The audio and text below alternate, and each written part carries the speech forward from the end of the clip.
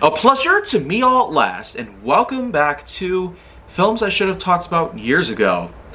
And for the record, I suppose it's been a little while since the last time I ever did anything related to bonus content, because there's been tons of new movies that have come out, many of which were theater-wise, but I've also managed to find stuff that was meant for streaming. But for now, another theatrical release that's going to come to mind is Bullet Train. Yes, the latest instance of Brad Pitt becoming an amazing action hero. The last time I've seen Brad Pitt this incredible was in Once Upon a Time in Hollywood. The fact he could stand up against a group of hippies along with an amazing dog that could just go after them, flat out just explains everything that you need to know about Brad Pitt.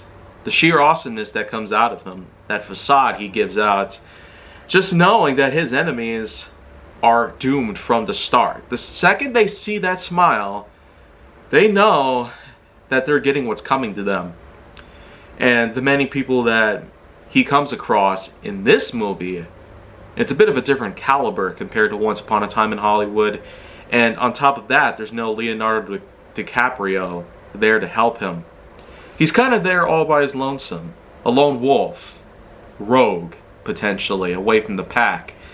But in any case, though, Brad Pitt's mission as an agent entering a bullet train on a secret mission is certainly, without a doubt, a pretty unique concept. Because much like what we've seen in the past, you got Jaws, where a small group of people are on a boat trying to fight off a shark. Then you got Alien, where a hostile alien species is rapidly evolving on a cargo ship in the stars. And then you got many other films of that sort of nature. But Bullet Train seems to capitalize on this in a whole different way. And more often than not, it's on a transport that we've seen much more often than anything relative to boats or spaceships. Trains have in fact become a bit more common nowadays because they've been much more bigger in terms of reliability, and they've been a lot more cheaper in terms of being able to travel. The Northeast Corridor, for instance, within American borders, has been utilizing their own rail system for a long time now, and it's becoming way more popular than any known airline that has ever existed.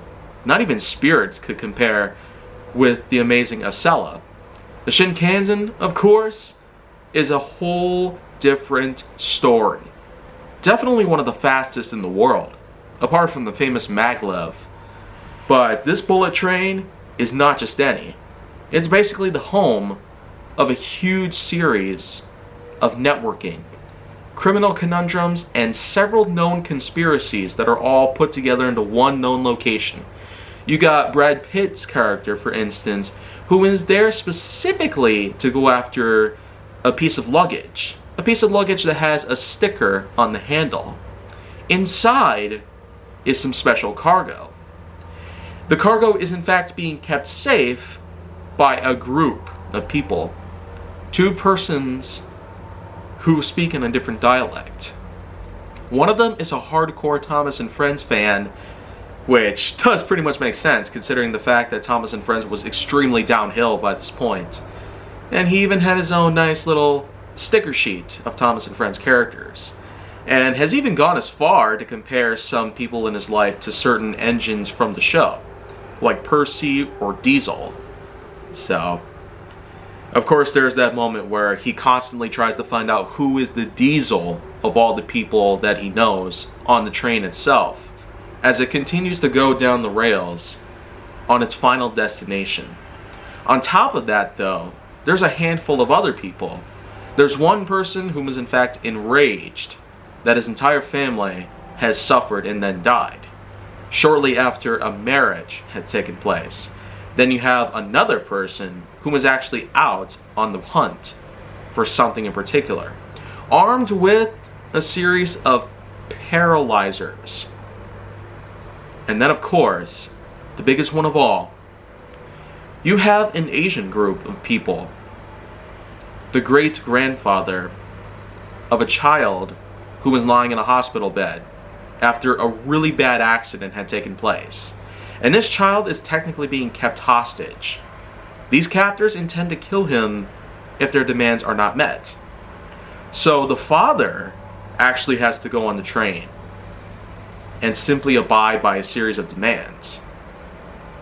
You also have yourself a woman whom is also doing what she can to simply slip past security and whatnot on her own sort of thing in mind. But she technically joins forces with this sort of group. This group of Asian thugs is a really big series of different things. And all of these events, all of these backstories and whatnot, they just combine together to give us one big piece. A big puzzle with lots of pieces to choose from. But only a few can interlock together properly. And to cap everything, the film itself is very long. So it gives us a nice detailing of each and every bit of the story as possible. So I can sure tell you from a viewer point perspective of my own that when watching this film, there are so many characters to go down. Not just with Brad Pitt himself, but also with the likes of dozens of people whom have certainly had a record of their own, appearing in lots of different films, shows, and other such media. But then of course, we get to the action. The action that first involves Pitt getting the cargo successfully, the piece of luggage with the train sticker on it, and attempting to haul it away, only to then store it away in a trash can inside the bar. And this bar will not only be housed at the trash can, which apparently holds the special cargo that he's looking forward to get transported out, but every time he gets himself an opportunity to try and exit the train with the cargo in hand, or at least at the very moment where he could perform a simple snatch and grab operation, it ends up becoming a failure. A combination of not trying to blow his cover while also trying not to get shot to death or hurt really badly by any of the personnel on board.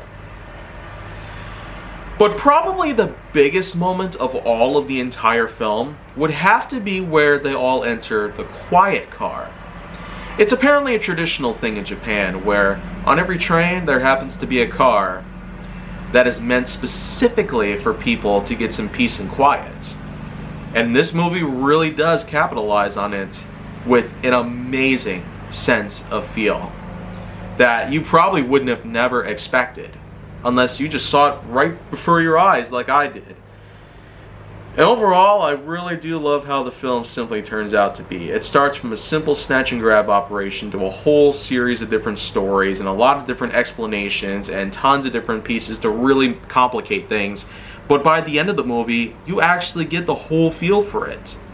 The stories all manage to intertwine together, and we not only learn more about the characters themselves, but we also learn about how they actually had crossed paths with each other before.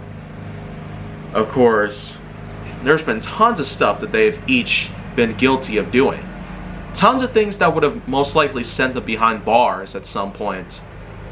But when they all come together, the bullet train seems to be a conduit, a path of reputation, a potential arc that can allow for them to realize that they've made mistakes in life and hopefully benefit from them. Make themselves better people overall. When the end of the movie does come along, we do eventually get to see the remaining survivors. Of course, the Thomas and Friends fanatic himself does get to live, even though he jumped off the train to prefer it crashed, pretty much. It came off the rails at some point at the very end of the film. For me, and do I have to go into every possible detail on this whole film?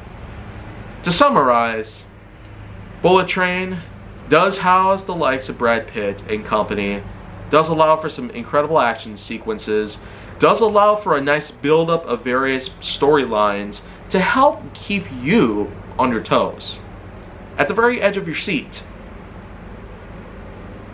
And with that in mind, I don't have very much else left to put together, and so my overall scoring to this film sure is going to be a pretty high one for this point. A nice 8.6 out of 10.1.